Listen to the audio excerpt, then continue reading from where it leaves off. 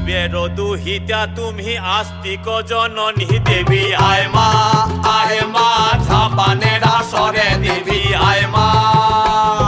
শিবের দুহিতা তুমি আস্তিক জননী চরত কাঠ মুনির পত্নী বাসকি ভগিনী দেবী আয় মা ঝাপানের আসরে দেবী আয় মা ঝাপানের আসরে তুলায় পড়ে কাতর হয়ে ডাকছি তোমারে দেবী আয় মা।